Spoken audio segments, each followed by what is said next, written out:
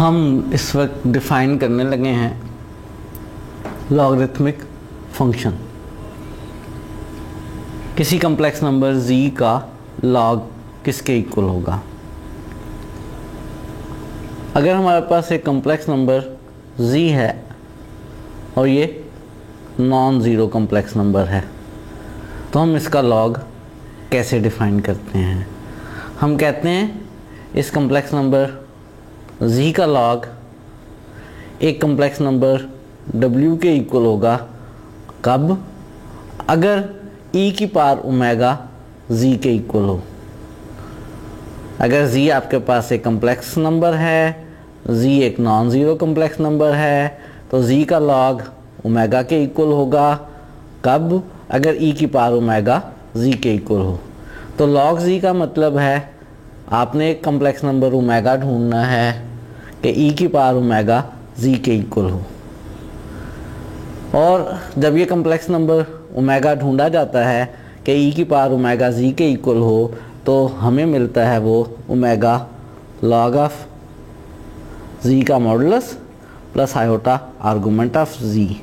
यही हमारे पास किसी कम्प्लेक्स नंबर z के लॉग की डेफिनेशन है अगर वो कम्प्लेक्स नंबर z ज़ीरो ना हो। लॉग ऑफ z इक्वल होगा लॉग ऑफ z का modulus plus iota argument of z। मैंने कहा है z ज़ीरो ना हो, इसका मतलब है अगर z ज़ीरो हो तो z का लॉग डिफाइंड नहीं है। आम रियल नंबर्स में जब हम किसी रियल नंबर का लॉग डिफाइन करते हैं तो हम कहते ये हैं कि उस सूरत में डिफाइन कर सकेंगे अगर वो रियल नंबर पॉजिटिव हो।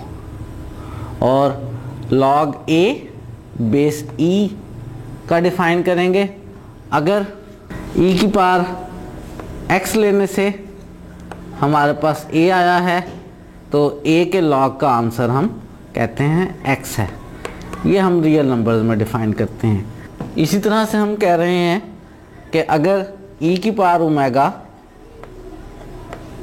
z के बराबर हो तो z का लॉग ओमेगा होगा और वो ओमेगा कौन सा कम्प्लेक्स नंबर होगा, वो ओमेगा होगा बेसिकली लॉग z का modulus plus iota argument of z। और इस डेफिनेशन में जो हमारे पास आर्गूमेंट यूज़ हो रहा है वो आर्गूमेंट जनरल आर्गूमेंट यूज़ हो रहा है। एक और बात का ख्याल रहे, जब रियल नंबर्स में हम लॉग बेस e का लिखते थे तो हम इसको ln लिख लेते थे।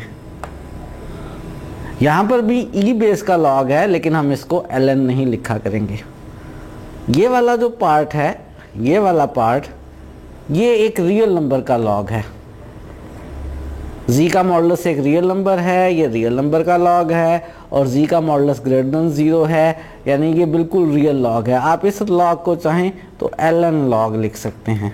यानी आप कह सकते हैं कि एक कम्प्लेक्स नंबर z अगर वो ज़ीरो नहीं है तो उस कम्प्लेक्स नंबर का लॉग e बेस वाला लॉग इक्वल है log a plus iota argument of z। और natural log a real numbers का है, इसको आप ln लिख सकते हैं। अगर इसमें ये जो आर्गूमेंट आ रहा है इस आर्गूमेंट को हम जनरल आर्गूमेंट की बजाय प्रिंसिपल आर्गूमेंट ले लें तो फिर हम उस लॉग को प्रिंसिपल लॉगरिथम कहते हैं। तो हमारे पास प्रिंसिपल लॉगरिथम की डेफिनेशन क्या है?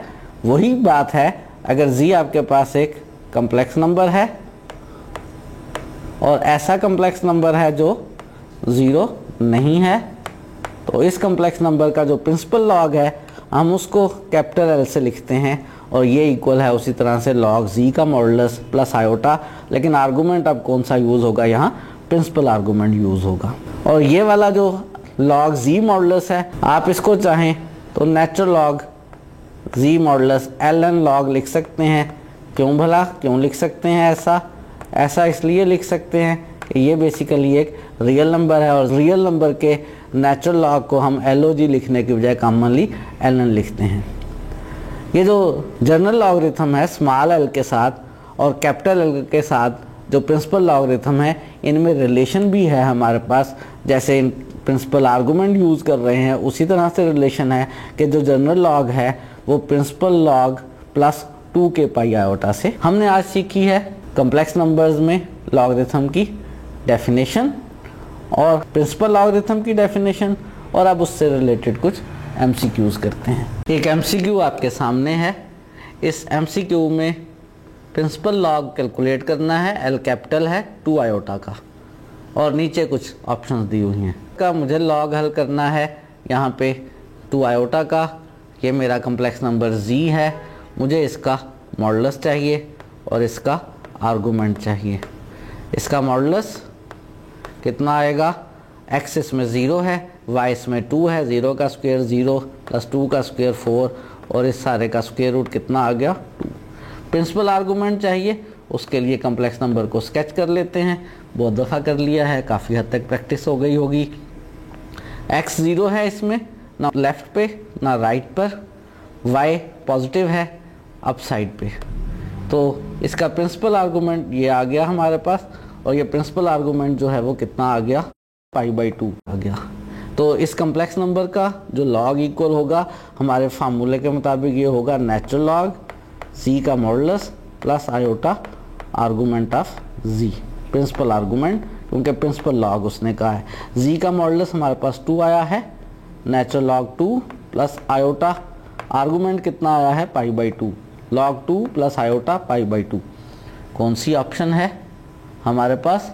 हमारे पास ऑप्शन बी जो है वो इस वक्त करेक्ट चॉइस है, तो ऑप्शन बी हमारी चॉइस है। नेक्स्ट एमसीक्यू में x के बारे में एक इंफॉर्मेशन गिवन है कि x लेस देन 0 है, यानी नेगेटिव नंबर है। कैलकुलेट हमने करना है इमेजिनरी, किस चीज़ का इमेजिनरी पार्ट कैलकुलेट करना है? लॉग ऑफ x का, और लॉग कौन सा? Principal log. मुझे इस x का प्रिंसिपल लॉग हल करना है और उसका इमेजिनरी पार्ट लेना है। लॉग की डेफिनेशन हमें मालूम है, नेचुरल लॉग z का modulus plus iota argument of z। तो इसमें इमेजिनरी पार्ट अगर हमें कैलकुलेट करना है तो इसमें इमेजिनरी पार्ट जो है वो किसके इक्वल है? आर्गूमेंट ऑफ z के। तो मुझे बेसिकली बस इस कॉम्प्लेक्स नंबर का प्रिंसिपल आर्गूमेंट कैलकुलेट करना है। मेरे पास जो कॉम्प्लेक्स नंबर z है वो इक्वल है x के। मैं इसको x प्लस आयोटा y लिख सकता हूँ। आर्गूमेंट कैलकुलेट करने के लिए इसको स्केच कर लेते हैं। इसमें x है हमारे पास, x पॉजिटिव है या नेगेटिव है, इस बात पर नहीं जाना कि x का साइन क्या है, इस इंफॉर्मेशन को देखना है। ये इंफॉर्मेशन कहती है कि x नेगेटिव है, तो ओरिजिन से जब हम नेगेटिव x लेंगे तो लेफ्ट साइड पर आएंगे, यहाँ कहीं हमारा कॉम्प्लेक्स नंबर आ गया। y इसमें है ही नहीं, y किसके इक्वल है? 0 के इक्वल है, यानी ना ऊपर जाएंगे ना नीचे जाएंगे, यही कॉम्प्लेक्स नंबर आ गया, और ये हमारे पास इसका प्रिंसिपल आर्गूमेंट बन गया। कितना बन गया? पाई। तो जो हमारे पास log x की इमेजिनरी वैल्यू है वो क्या है? पाई है। और कौन सी इस वक्त करेक्ट चॉइस है हमारे पास? ऑप्शन बी जो है वो हमारी करेक्ट चॉइस है।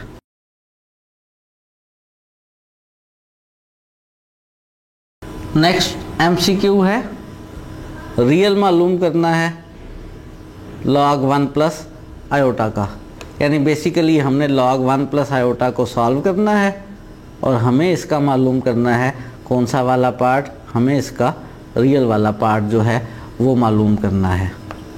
तो इसका रियल वाला पार्ट जो है वो किसके इक्वल होगा?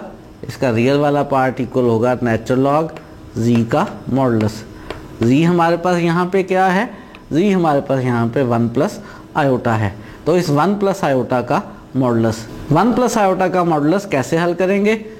1 का स्क्वायर 1 प्लस आयोटा का कोफिशिएंट y 1, उसका स्क्वायर भी 1 और उसका स्क्वायर रूट, यानी हमारे पास आंसर आ जाएगा log 2 का स्क्वायर रूट। ये रियल पार्ट आ गया हमारे पास, और log 2 का स्क्वायर रूट आंसर में मौजूद नहीं है।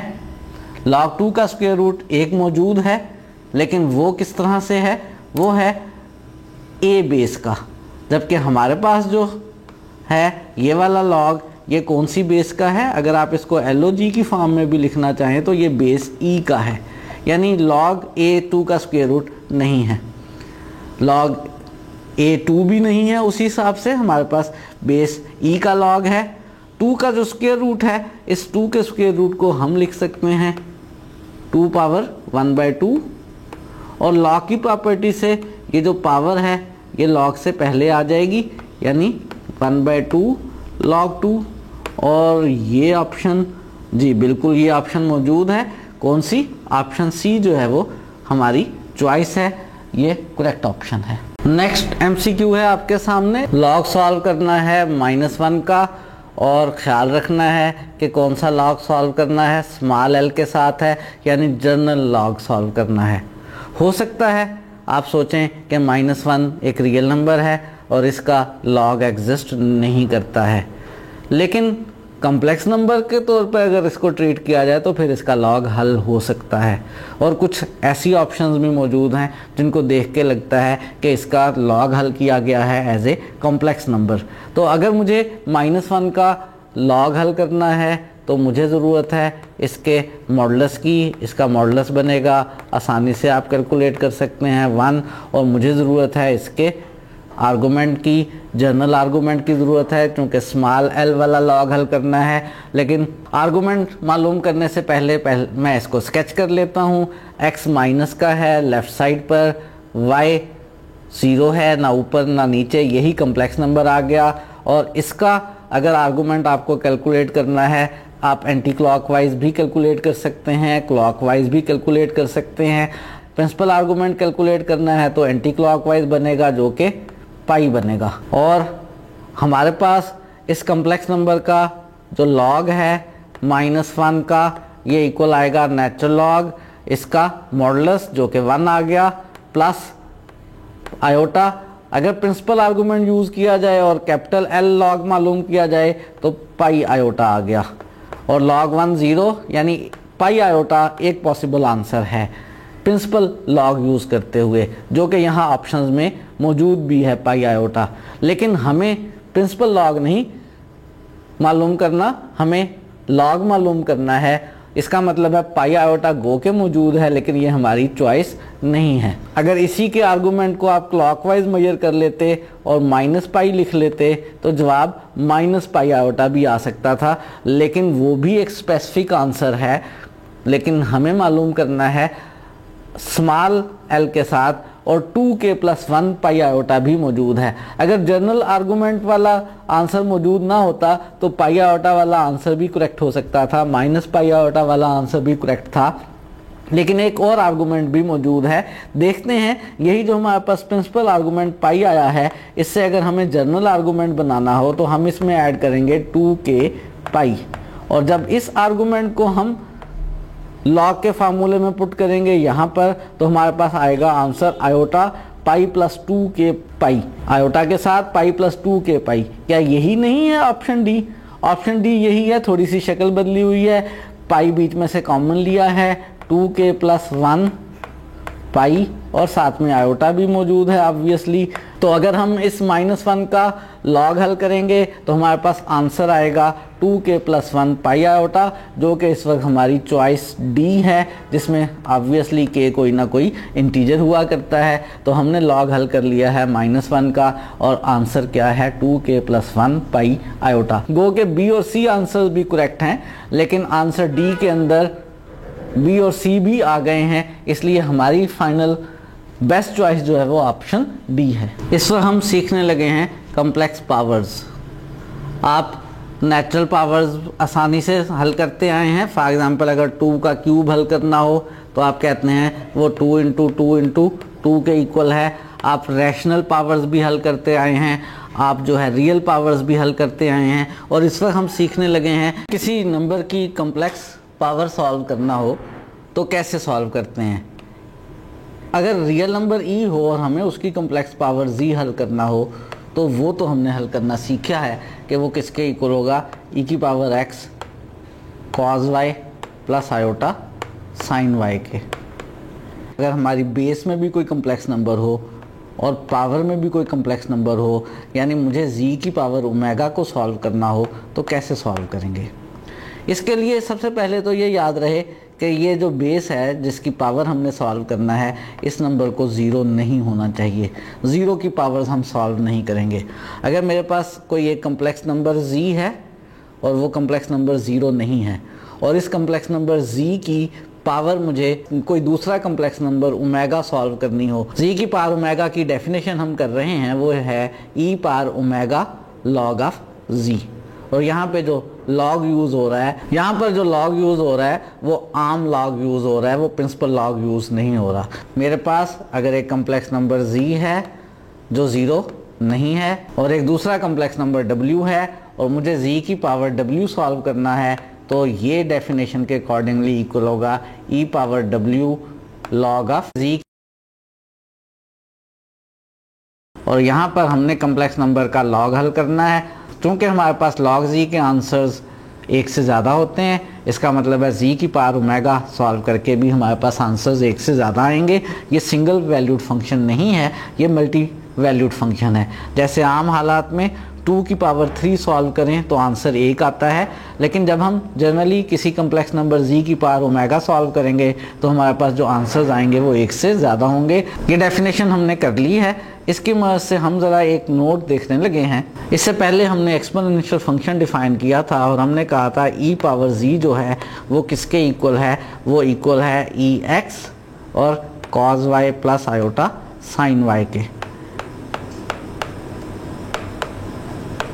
जब हम आम रियल नंबर्स में बात करते हैं तो हम कहते हैं आम रियल नंबर्स में एक्सपोनेंशियल फंक्शन जो है हर पॉजिटिव रियल नंबर के लिए डिफाइन किया जा सकता है। हम कहते हैं अगर हमारे पास a कोई सा भी रियल नंबर है और a ग्रेटर देन 0 है तो a पावर x को हम कहते हैं ये एक्सपोनेंशियल फंक्शन है। क्या इसी तरह से कॉम्प्लेक्स नंबर्स में भी हर a पॉजिटिव रियल नंबर के लिए हम एक्सपोनेंशियल फंक्शन डिफाइन कर सकते हैं? e के लिए तो हम डिफाइन कर चुके हैं कि ई जी किसके इक्वल है, ई x cos Y plus iota sine Y के। तो क्या हर पॉजिटिव रियल नंबर के लिए डिफाइन किया जा सकता है? हाँ जी, हर पॉजिटिव रियल नंबर के लिए डिफाइन किया जा सकता है और हर पॉजिटिव रियल नंबर के लिए हमारे पास एक्सपोनेंशियल फंक्शन की ये डेफिनेशन है। और ये डेफिनेशन कहाँ से बन रही है? ये कम्प्लेक्स पावर से ही बन रही है। अगर हमारे पास ए जी हल करना चाहें तो कम्प्लेक्स पावर्स के मुताबिक ये आएगा ई पावर जी और लॉग ऑफ ए। और लॉग ऑफ ए कैसे हल करेंगे? क्योंकि ये रियल नंबर है ए और पॉजिटिव रियल नंबर है तो इसका लॉग बेसिकली नेचुरल लॉग के इक्वल हो जाएगा और नेचुरल लॉग ऑफ ए, यही हमारे पास ए पावर जी की डेफिनेशन आ गई। आप कह सकते हैं ये एक्सपोनेंशियल फंक्शन की जनरली किसी भी real number positive real number के लिए ए पावर जी का फार्मूला है। तो किसी भी पॉजिटिव रियल नंबर ए के लिए ए पावर जी की डेफिनेशन हमारे पास बन गई। क्या डेफिनेशन बन गई? ई पावर जी और नेचुरल लॉग ऑफ ए।